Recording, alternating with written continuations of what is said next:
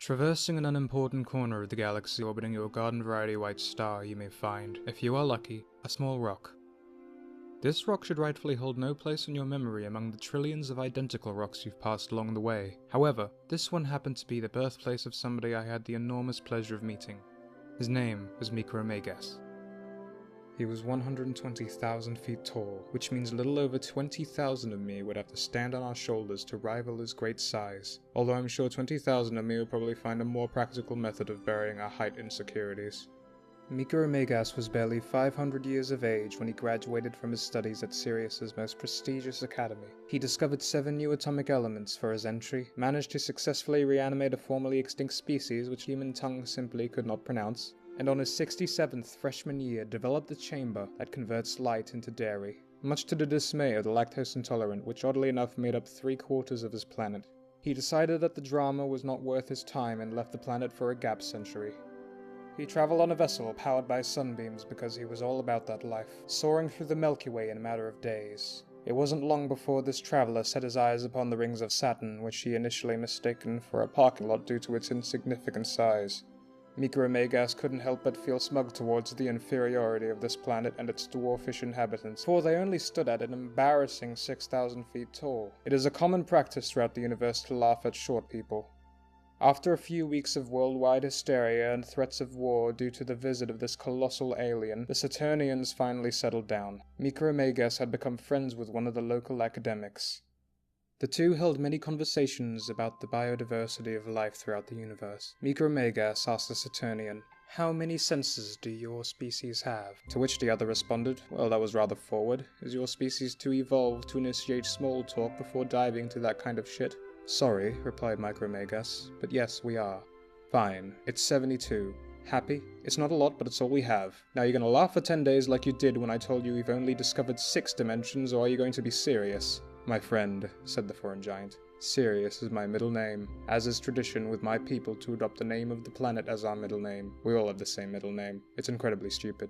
"Traditions usually are," agreed the dwarf. "My species have merely a few thousand senses. It restricts us mercilessly, especially the knowledge that you nor I hold no more importance to the universe than a turd floating in space." "I take offense to that analogy, for our species had only recently invented turd-based rocket propulsion," proclaimed the Saturnian. I did not know this," Micromegas apologized. "With the grand scale of the universe, that is the most appropriate thing to say," assured the Saturnian.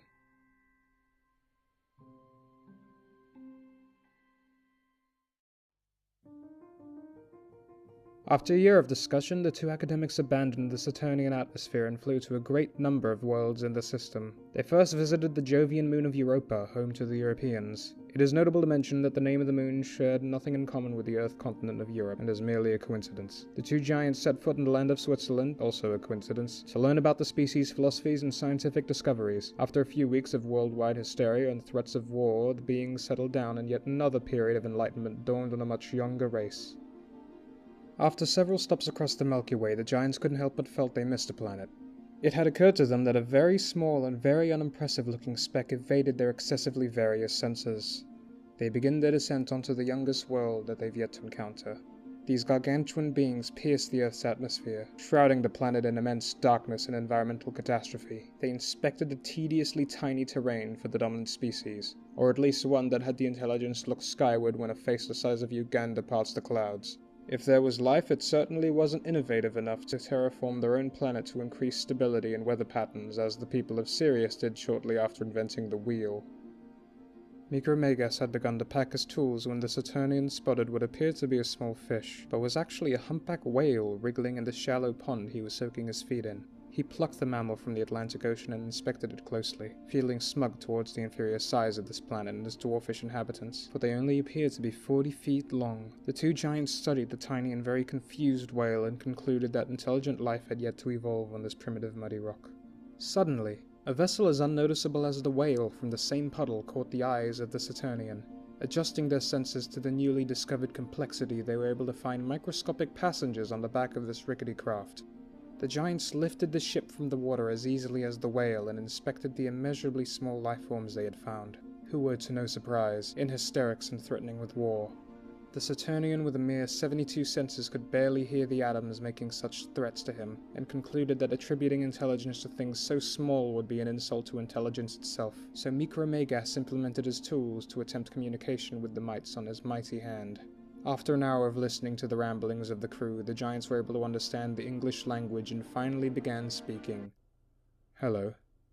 The inhabitants of the ship were nearly crushed by the sound of the larger giant and bombarded with the burning smell of refined turds from the smaller one. Of the majority threatening war and falling to their knees praying, a scientist appeared to be aboard the vessel and approached in curiosity to speak with these aliens.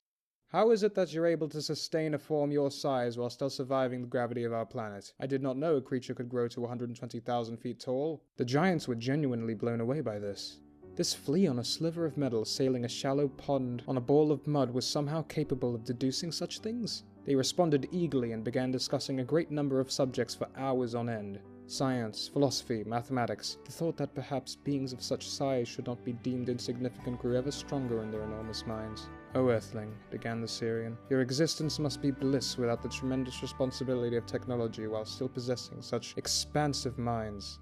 The scientist looked down in an awkward murmur before finally admitting that only very few humans seek knowledge peacefully. The vast majority, he described, are either shedding blood ruthlessly or glorifying it in the safety of their own homes. Micromegas, perhaps the only Syrian immigrant unaware of the wars, questioned further. "What is the reasoning, might I ask, behind extinguishing another member of your own kin?" "Some patches of dirt," began the scientist, "of which we can see an entirety from this height.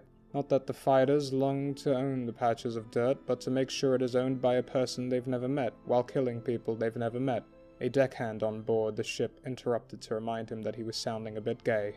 The Syrian and the Saturnian were enraged with confusion. How could the same ant that can comprehend such complexities share blood with those who spill it? The giants returned to philosophy once more with the topic of whether or not there is a god. But when asked, each ant on board had a very different thing to say. Some of them argued that God is out there, beyond reach, and is simply too far to find. Another ant proclaimed that he is deep within us. Micromegas asked the scientist, who had remained silent throughout the discussion. "I do not know," the ant admitted. "Understanding the complexity of the human brain, I can deduce that if there was a god, he is unlikely able to communicate with us. At least there's no reason to believe so. However, I believe that there is always something over the horizon, waiting to be discovered. I dedicate my life to pursuing this magnificent nuance rather than settling for certainty." To this the giant smiled. A more militant contrarian interrupted the three, proclaiming that the universe was created for humanity, from the rocks to the plants to the animals to the stars. "All is made for the benefit of mankind," he shouted from the tiny deck, "including you." At this, the two giants burst into uncontrollable laughter. The heaving and convulsing shook the ship violently. The giants recovered from this pit of rapid joy after several minutes.